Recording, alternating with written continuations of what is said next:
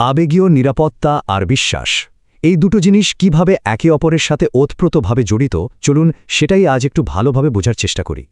আচ্ছা, আলোচনাটা শুরু করা যাক একটা খুব সাধারণ প্রশ্ন দিয়ে, যেটা হয়তো আমাদের অনেকের মনেই ঘুরপাক খায়। আচ্ছা, কেন বলুন তো কাউকে বিশ্বাস করাটা এত কঠিন হয়ে যায়, বিশেষ করে যখন আমরা মন থেকে চাই কাউকে বিশ্বাস করতে? দেখুন, কাউকে বিশ্বাস করতে না পারাটা কিন্তু কোনো ব্যক্তিগত দুর্বলতা না, ব্যাপারটা আসলে তার থেকেও অনেক গভীর। বিষয়টাকে এভাবে ভাবা যেতে পারে, ধরুন একটা বিল্ডিংয়ে দাঁড়িয়ে আছেন যার ভিত্তিটাই নড়বড়ে, কেমন লাগবে? তার মানে মূল কথাটা হলো, বিশ্বাস কিন্তু কোনো সুইচ না যে চাইলাম আর অন করে দিলাম। এটা বরং একটা প্রতিক্রিয়ার মতো। পরিবেশটা যদি ঠিকঠাক থাকে, মানে নিরাপদ মনে হয়, তাহলে বিশ্বাসটা নিজের থেকেই তৈরি হয়। তো এই যে আমরা একটা অনুকূল পরিবেশের কথা বললাম, একটা মজবুত ভিত্তির কথা, সেটা আসলে কি? এইখানেই আসছে আমাদের আলোচনার মূল বিষয়টা, আবেগীয় নিরাপত্তা। সহজ কথায় আবেগীয় নিরাপত্তা হলো এমন একটা অনুভূতি যেখানে একজন মানুষ মনে করে যে সে যেমন ঠিক সেভাবেই নিজেকে মেলে ধরতে পারবে, কোনো রকম বিচার বা অপমানের ভয় থাকবে না। আর এই যে নিরাপত্তার অনুভূতি, এটা কিন্তু এমনি এমনি আসে না, এর কিছু শক্ত পিলার বা স্তম্ভ আছে। যেমন ধরুন, কেউ যখন আমাদের কথা মন দিয়ে শোনে, আমাদের বিচার না করে মেনে নেয়, আমাদের ব্যক্তিগত সীমানাকে সম্মান করে, এই ছোট ছোট কিন্তু খুব জরুরি জিনিসগুলোই কিন্তু এই নিরাপত্তার ভিত্তিটা তৈরি করে দেয়। তাহলে বুঝতেই পারছেন কি হয় যখন এই নিরাপত্তার ভিত্তিতেই একটা ফাটল ধরে। ঠিক তাই, বিশ্বাসের পুরো বিল্ডিংটাই তখন নড়বড়ে হয়ে যায়, ভেঙে পড়তে শুরু করে। এই স্লাইডটা দেখুন, কি দারুণভাবে বিষয়টা তুলে ধরা হয়েছে। যখন আবেগীয় নিরাপত্তা থাকে তখন আমাদের ভেতরটা থাকে একদম শান্ত, রিল্যাক্সড, আমরা খোলামেলা হতে পারি।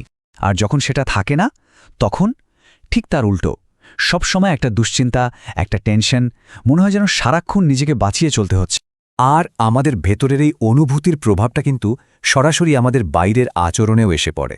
যেখানে নিরাপত্তা আছে সেখানে সম্পর্কগুলো হয় সহজ, খোলামেলা, একে অপরের সাথে সহযোগিতা থাকে। আর যেখানে নিরাপত্তা নেই সেখানেই শুরু হয় গোপনীয়তা, দূরত্ব তৈরি হয়, আর মানুষ নিজেকে গুপিয়ে নিতে শুরু করে। এতক্ষণ তো আমরা সমস্যাটা নিয়ে কথা বললাম, কিন্তু আসার কথা হলো এই ভাঙা বিশ্বাস কিন্তু জোড়া লাগানো সম্ভব। তো চলুন এখন দেখি কিভাবে এই বিশ্বাসের ভিত্তিটা আমার নতুন করে গড়ে তোলা যায় বা সারিয়ে নেওয়া যায়। বিশ্বাস তৈরি করাটাকে একটা বিল্ডিং বানানোর সাথে তুলনা করা যায়। এর কয়েকটা ধাপ আছে। প্রথমত, ধারাবাহিকতা, মানে কথা আর কাজের মধ্যে মিল রাখাটা খুব জরুরি। এরপর আসে স্বচ্ছ যোগাযোগ, মানে কোনো দোষারোপ না করে খোলাখুলি কথা বলা। অবশ্যই একে অপরের সীমানাকে সম্মান করতে হবে। আর সবচেয়ে গুরুত্বপূর্ণ হল, যদি কোনো কারণে সম্পর্কে ফাটল ধরে, তাহলে সেই ভুলটা স্বীকার করে সেটা সারিয়ে তোলার চেষ্টা করা। আর্নেস্ট হেমিংওয়ের একটা বিখ্যাত কথা আছে, কাউকে বিশ্বাস করা যায় কিনা তা বোঝার সেরা উপায় হল তাকে বিশ্বাস করে দেখা। কথাটা শুনতে খুব ভালো লাগে, তাই না? কিন্তু এর সাথে একটা ছোট্ট কিন্তু আছে। ঝাপটা তো দেওয়াই যায়, তবে তার আগে দেখে নিতে হবে যে নিচের মাটিটা, মানে সম্পর্কের ভিত্তিটা নিরাপদ আর মজবুত কিনা।